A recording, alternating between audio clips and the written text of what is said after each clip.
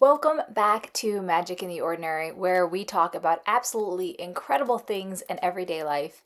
And it has been a minute since we've had a solo episode, so I thought I would just sit down and have a good chat with you guys. I want to talk today about Ash Breeze, which is a super, super cool phrase. If you haven't heard of it, settle in.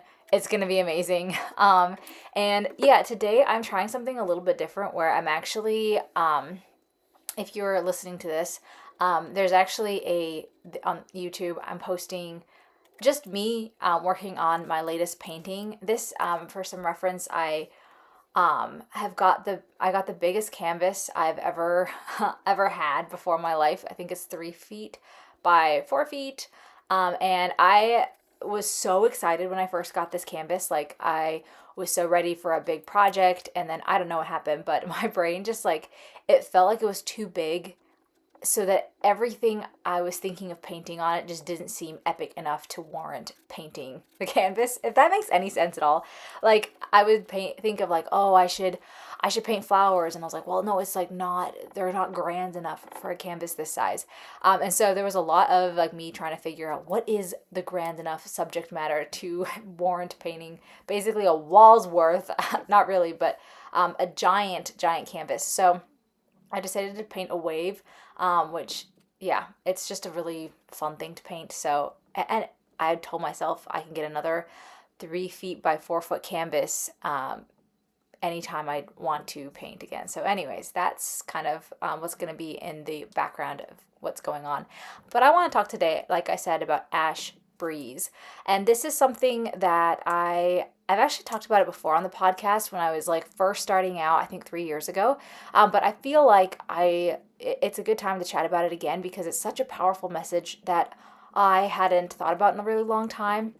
And I recently just reread the book that introduced me to this concept. So I wanted to sit down and chat about that as well because, okay, so to back up, there is a historical figure. His name is Nathaniel Bowditch, and if you've ever heard of him, he's pretty insane. He like changed the way navigation is done on ships. He was a linguist. He was absolutely brilliant.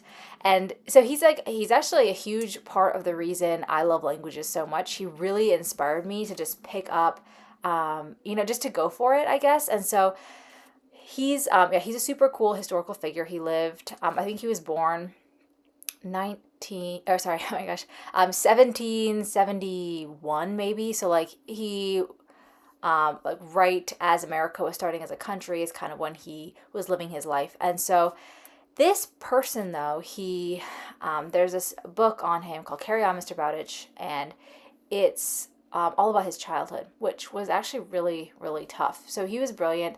Obviously, people said he had a good shot at getting at Harvard. They were confident he could do it, but the crazy thing is that his family was too poor. They couldn't send him to school, and so he ended up getting indentured, and he had to give up schooling. He had to give up his dreams, and he was basically, he was stuck in this job that he was just selling different things to ship owners, so like logs and compasses, things like that.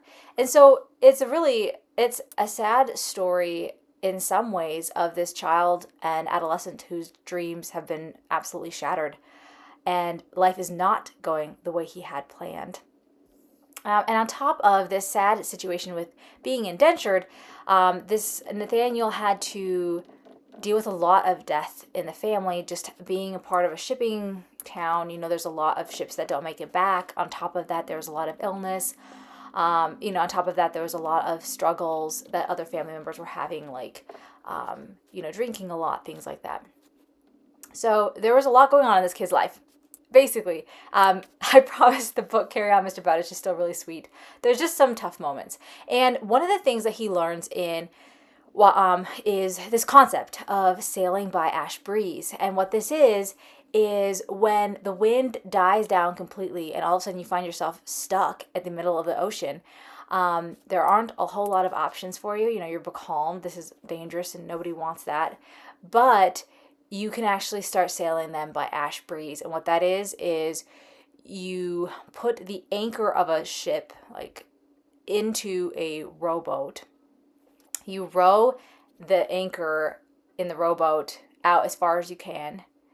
You drop it, and then you go back to the ship, and you pull in the line. So you're pulling the ship towards the anchor, and you do that over and over and over again. And since these, you're rowing the anchor out, you're calling this, and the oars are, I think, made of ash wood. It's called ash breeze. So you're essentially creating your own momentum in a place where it's not supposed to be possible to create or have momentum at this point. And so it's grueling, it's back-breaking, it's rough, but it's a way of kind of defying the situation that you found yourself in.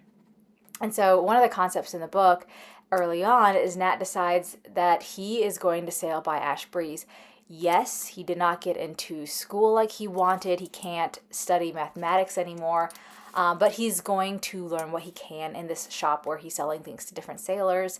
And then he's going to read the books he does have access to, and what ends up happening is he comes in contact with a lot of different ship owners. He learns about the different trades, like he learns about rope making, he learns about navigation, he starts studying astronomy, he keeps studying mathematics on his own.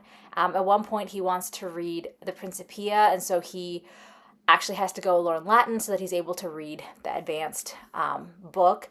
And so he ends up just starting to pick up languages, mathematics, and all these different things, not because he's educated, but because he is educating himself. Really, he's doesn't have formal schooling, but he's not letting that stop him.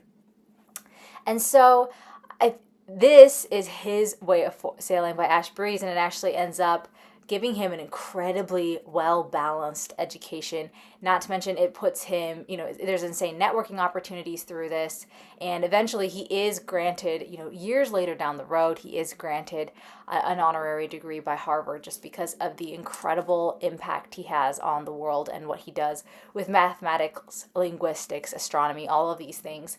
And it's incredible. Like, it's such a cool story. And so, yeah, one of the things, though, the reoccurring themes throughout this book, Carry On, Mr. Bowditch, is that he has to sail by ash breeze. It's kind of like make your own way, make your own wind, which is so cool. So I guess I was just thinking about, like, that in our lives, like, where in our lives do we have to sail by ash breeze? And I think that this is so important in so many different areas and aspects of just being like, where is the sailing not smooth? Where do we feel stuck or becalmed? And then how do we punch through that? How do we actually overcome